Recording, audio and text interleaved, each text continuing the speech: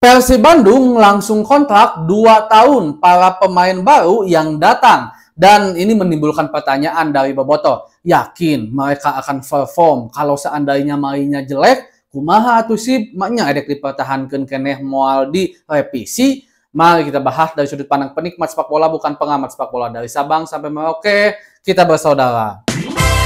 Bobotoh, salam dunia dimanapun kalian berada. Seperti biasa saya doakan terlebih dahulu mudah-mudahan Bobotoh semua selalu diberikan kesehatan dan juga diberikan kelancaran dalam mencari rezeki yang halalan dan thayyiban. Amin ya Allah ya rabbal alamin. Untuk pemain-pemain yang datang sekarang sejauh ini cuman Sadil Ramdhani yang dikontrak selama 3 tahun. Sisanya 2 tahun. Nah, Bobotoh hal yang wajar kalau seandainya mempertanyakan keputusan manajemen Persib Bandung. Kenapa enggak satu musim, opsi perpanjangan satu musim dulu, malah langsung 2 tahun? Apakah manajemen dan juga Coach Bojan Hodak memiliki optimistis yang tinggi bahwa pemain-pemain yang datang ini akan perform? Dan tentu secara historis, beda-beda pemain yang datang ke Persib. Ada yang memang sebelumnya historisnya bagus gitu kan, bergabung Persib, salah satunya Adam gitu kan, terus juga ada siapa, Ramon, itu kan bagus-bagus juga gitu kan, Lucho bagus-bagus, tapi ada juga pemain-pemain yang cukup diragukan seperti Baros, itu kan cukup-cukup diragukan oleh Bobotoh karena secara statistik. Walaupun sekali lagi saya tegaskan tidak ada kemungkinan juga pemain yang kemarin bagus bisa jelek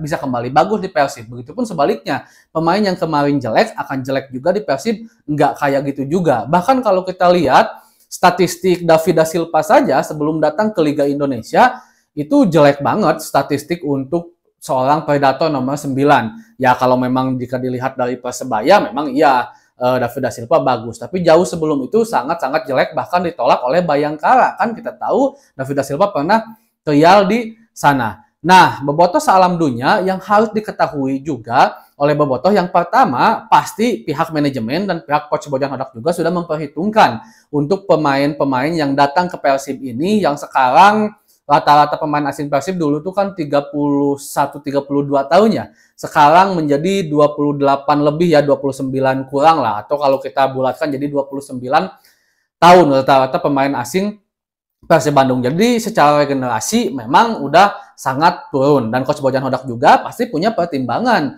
yang diusulkan kepada pihak manajemen kenapa harus 2 tahun. Mungkin Coach Bojan menganggap pemain yang datang sekarang bisa perform seenggaknya 2 tahun ke depan. Itu yang pertama. Dan yang keduanya juga Bobotoh, di dalam kontrak itu pasti ada klausul-klausul lain yang tidak akan plat terus 2 tahun. Nyage pemain teh goeng, tengah supkeun, teu meleh asis, tara main, alus kene Robi Darwis misalkan ya, alus kene Kakang jeung pemain asing, mainnya tetap dipertahankan kontraknya. Enggak. Jelas ada klausul-klausul lain, kita lihat aja seperti musim kemarin ada Mileson 5, ada Gervane juga, itu kan dikontrak 1,5 tahun kalau saya nggak salah, untuk Gervane gitu kan, tapi di tengah-tengah akhirnya bisa hengkang dari Persib. Nah, beberapa klausulnya itu contoh kalau seandainya striker pasti nanti ada klausul kontrak dari pihak manajemen minimal harus memberikan kontribusi 9 gol misalkan setengah musim misalkan, atau 10 gol setengah musim. Kalau seandainya enggak, tidak perform atau tidak memberikan kontribusi lebih, maka harus out dari Persib. Nah, begitu juga pemain-pemain yang lain, jika seandainya jelek di tengah-tengah, entah itu penjaga gawang, entah itu center back, entah itu pemain tengah, maka akan ada opsi untuk putus kontrak yang nantinya tidak akan memberatkan Persib Bandung. Kalau seenaknya putus kontrak kan Persib harus bayar sanksi dan segala macamnya, jelas itu merugikan Persib. Nah, ini juga harus dipahami nih oleh Bobotoh. Persib Bandung juga tidak akan menyodorkan kontrak seenak jidatnya aja, enggak. Tapi Persib Bandung juga pasti dengan pertimbangan dan juga ada klausul-klausul lain yang nantinya itu tentu demi kebaikan Persib Bandung. Karena waasok Bobotoh kalau seandainya para 8 pemain asing ini jelek main di Persib, Persib hampir terdegradasi, misalkannya ada di papan bawah, terus kontraknya masih 2 tahun dipertahankan, ini kan membahayakan juga untuk Persib Bandung. Nah, ini harus dipahami oleh Bobotoh. Walaupun